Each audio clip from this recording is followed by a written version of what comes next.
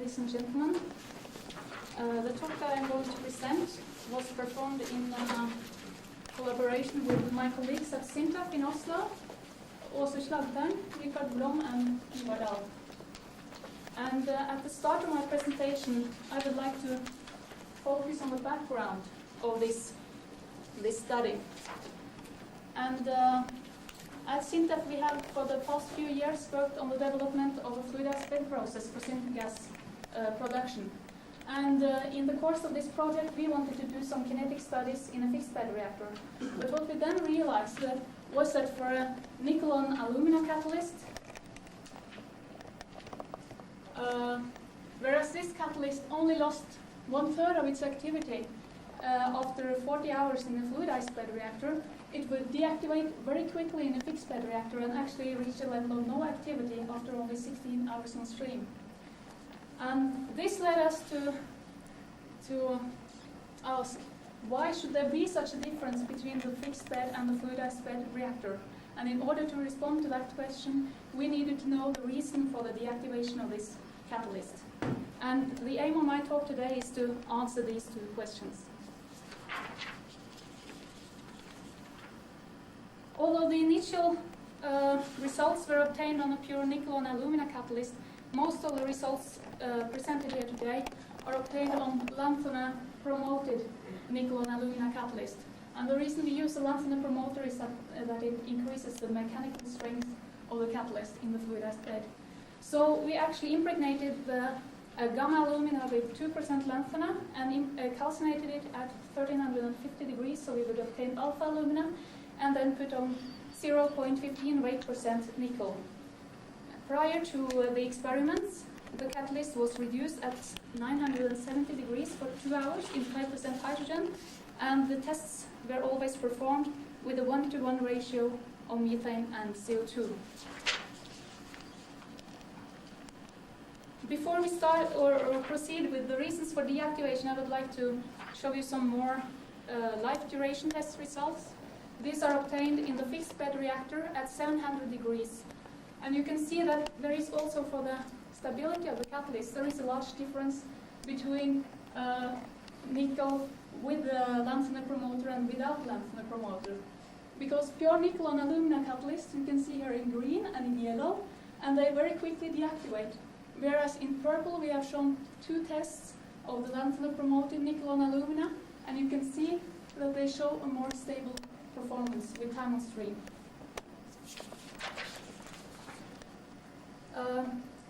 At 800 degrees in the fixed bed reactor, we see that actually both kinds of catalysts reach a level of stable performance for a while before it eventually starts to deactivate.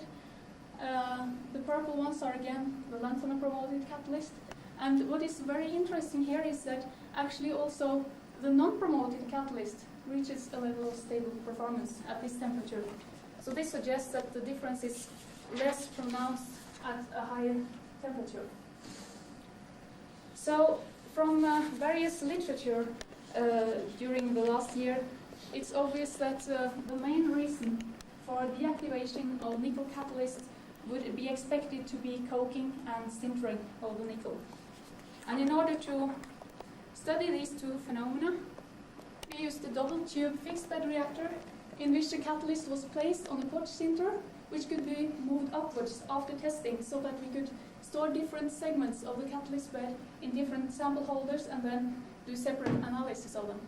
And as you can see, we divided the catalyst bed into 3 zones.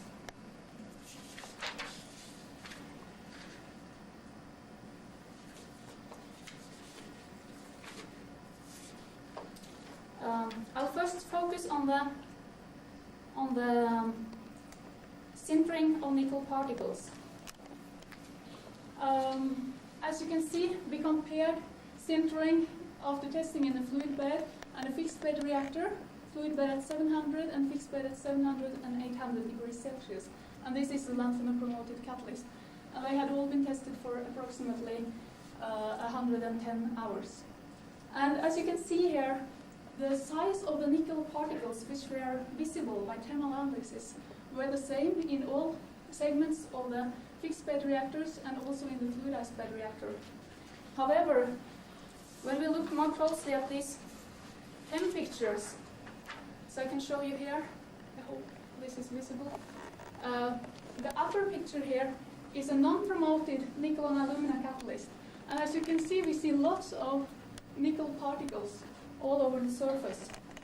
Whereas for lanthanum promoted catalysts, and this was the same after testing at 700 and 800 degrees, we could actually only detect in this picture, only 4 nickel particles. One here, one there, one here, and one down here.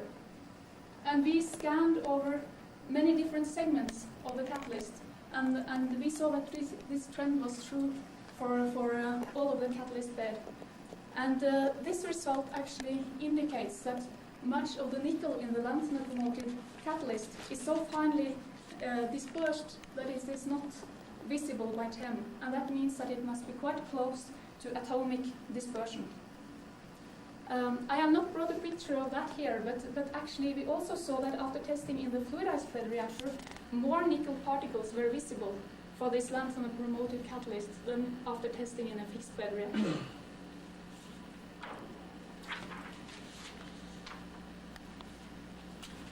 Let's then turn to coke formation analysis.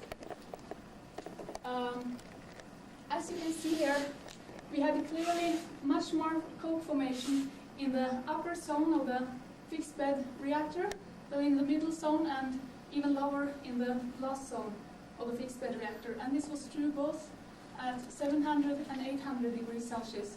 And we could also see that we had very little coke formation in the fluidized bed reactor, indicating that coke formation is also a main difference between different coking modes. It was also interesting to see what was the coke precursor in these experiments. And in order to determine that, we did some cycle experiments with individual reactants and products here. So what we first did was to feed helium plus either methane, CO or CO2 over the catalyst or the pure support. And then we would shift and flush the catalyst with an inert atmosphere before we let or passed oxygen over the catalyst surface. And if there had been any coke formation, we would then see formation of CO and CO2 while passing oxygen. And this figure, just as an example, shows the results obtained with methane. And here we clearly see that we have had decomposition of methane over the catalyst because we see CO2 desorption. And we could actually also see, although it's not visible here, that we had hydrogen formation while we passed methane over the catalyst. And also we obtained similar results over the pure support. And when we did the same thing with CO, we also observed that CO would form coke, while CO2 would not at all decompose. Nothing happened to that. And since we saw from the table that we have far more coke formation in the first part of the bed than in the rest of the bed, we also concluded that coke precursor is a reactant and not a product. So the main coke precursor in our case would be methane.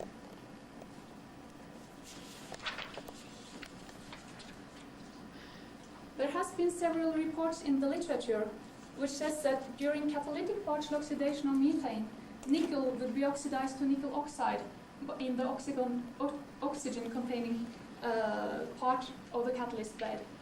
And in order to see whether nickel could also be oxidized by an unreacted CO2 reforming feed, we left our lanthanum promoted catalyst under 67% CO2 helium flow for 16 hours in the middle of a 700 degrees experiments. And what we actually observed then, as you can see, the CO2 content here was higher than it is in an ordinary feed, in which it's only 40%. What we could see here was that this is actually the activity prior to the CO2 treatment, while this is the activity we observed after the treatment. So I must say that this is in contradiction with what is written in my abstract. But what we concluded here was that the feed is not able to oxidize nickel. and of course it might oxidize nickel, but it will not lead to an inactive nickel oxide phase. And also, it seems as though this CO2 treatment is able to redisperse nickel on the catalyst surface. And this is something we are now about to detect with some in situ XRD studies, but they are unfortunately not completed yet. We also performed some nickel reduction experiments. And the reason for this was that TPR studies that we had performed earlier, they indicated that the catalyst was not fully reduced when we started the experiment. So what we did here was to reduce the catalyst as in an ordinary run at 970 degrees, and then instead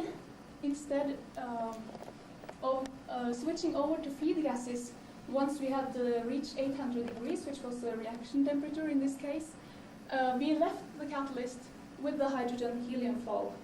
And as you can see, this figure shows the water signal during the reduction experiments, and we actually see here the difference between pure support, and these are the results of the catalyst.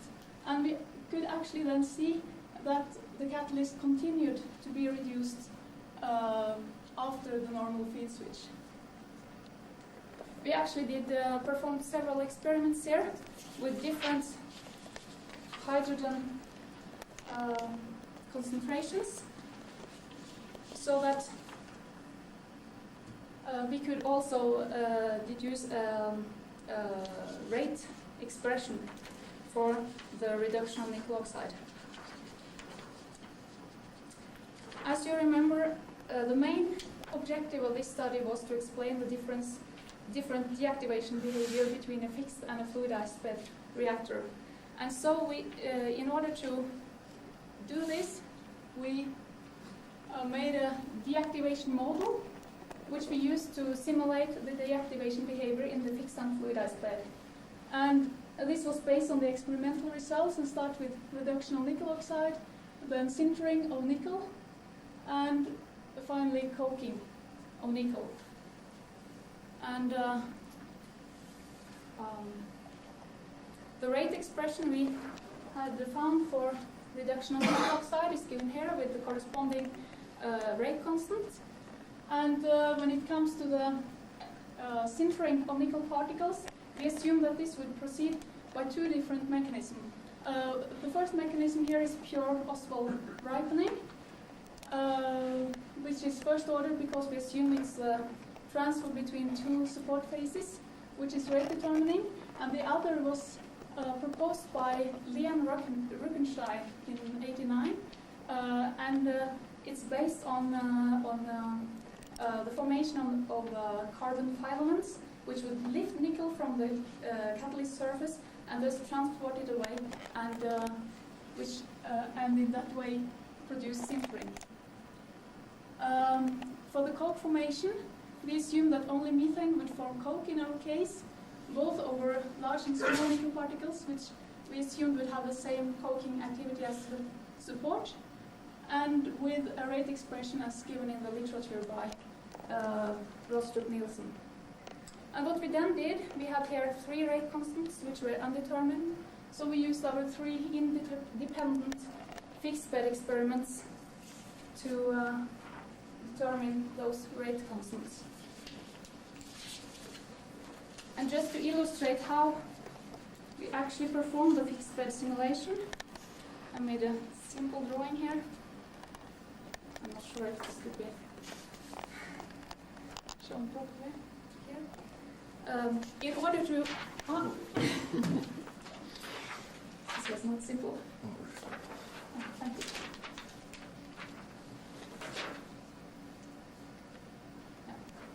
In order to simulate the influence of the different concentration of gases in the different segments of the bed, we divided the bed into 5 zones and assumed that the deactivation in each zone would correspond to the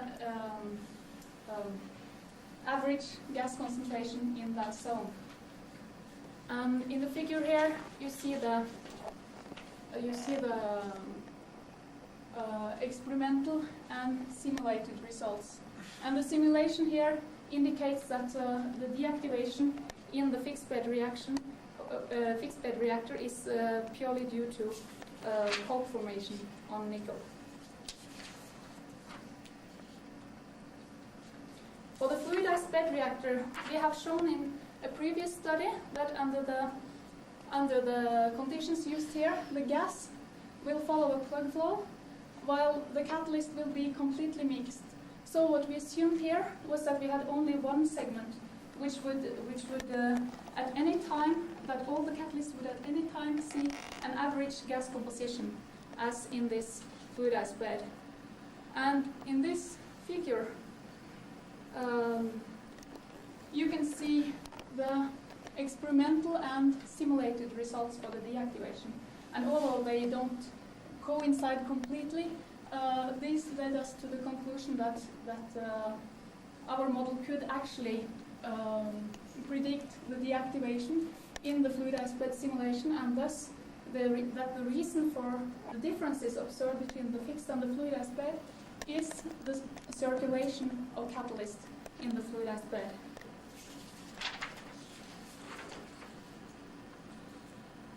And this leads me to the conclusions of the study.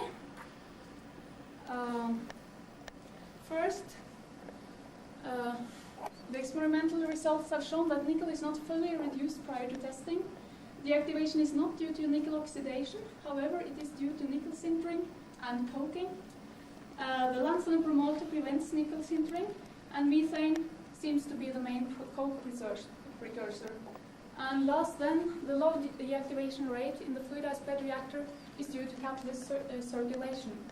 And this actually has two important implications. The first is that if one is to scale up a fluidized bed reactor, it would be very important to assure good catalyst mixing in all of the catalyst bed, and not like you see in several processes that you have different segments which are good, well mixed, but that the total of the bed is not. And also, it indicates that the deactivation of the catalyst in a fluidized bed reactor will be slower than in a fixed bed reactor, so that during a long time run, there will be less need for catalyst regeneration in the fluidized bed reactor. And this also adds to the positive aspects of the fluidized bed reactor for this process. And with this comment, I conclude my talk. Thank you for your attention.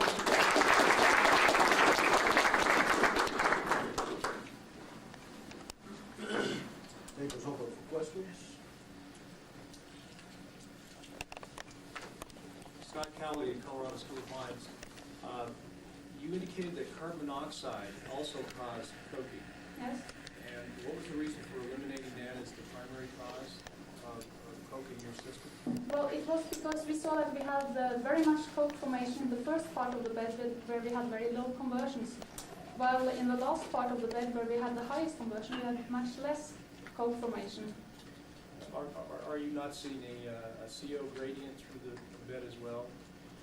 Yes, of course, but also when we performed thermodynamical calculations, at 700 degrees, you needed to have more than 50% conversion to CO in order that coke formation from CO should be thermodynamically favored.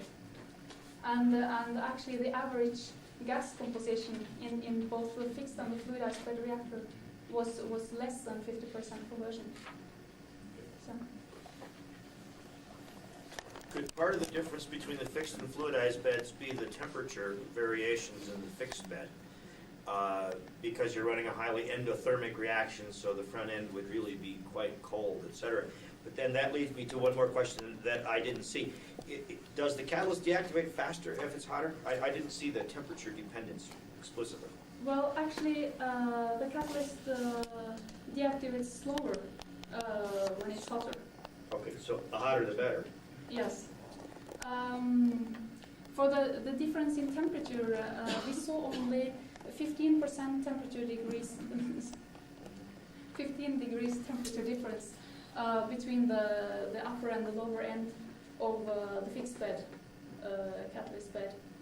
And in the fluidized bed, we were inferior of 5 degrees C in difference. So I don't think that these small temperature differences would play any role. If we had studied the catalytic partial oxidation, it would of course be a completely different question. Al2O3, Penn State. We've been looking at this reaction also, and I was wondering, first of all, have you tested your ideas about the sintering by doing, for instance, chemisorption measurements to see if the nickel surface area indeed varies in the sense that your model would predict? That might be the most sensitive technique that we would have to probe. Have you made those measurements? No, actually I have not. In your TEMs, when you have coke formation, we've seen in some of our counts, particularly versus nickel and silica, you form enormous amounts of coke. And you can see this very nicely with TEM. Mm-hmm. And in your TEM studies on the used catalyst, have you seen carbon filaments that have been produced by the coking process? No, actually we were not able to see carbon at all by TEM Okay. on this catalyst. Just one last quick comment. I presume under your conditions, we find we're typically very close to equilibrium with the water-gas shift reaction. Mm-hmm. Consequently, your, if you want to call it your steam partial pressure can vary, it can be significant. Mm-hmm. Do you think it's possible that the steam pressure, or that the water partial pressure due to the water-gas shift equilibrium could have some effect on how the coke is formed as it passes through that? Yes, I think it can have, but actually we have taken that into account when we calculated the gas concentration in the different zones of the catalyst bed. We took into account also that the water gas shift was at equilibrium. So yes. Andrzej Rokicki, UCI. You didn't mention anything. I would like you to perhaps comment on the possibility that part of your deactivation is caused by spinel formation between nickel and support. Yes, actually we have thought about that possibility, but that was also something that I thought I might find out by this CO2 treatment, because we actually expected that we would get spinal formation, but as you could see from the experimental result, it didn't turn out to be that way. What the difference between aging predicted and observed in fluidized bed could be explained by some contributions from some other source, which could be the spinel formation. Well, yes, that could of course be possible, but I think mostly the deviation is due to a higher conversion observed in the fluidized bed than in the fixed bed reactor, and that we actually then extrapolated our rate expressions to another region. One short question.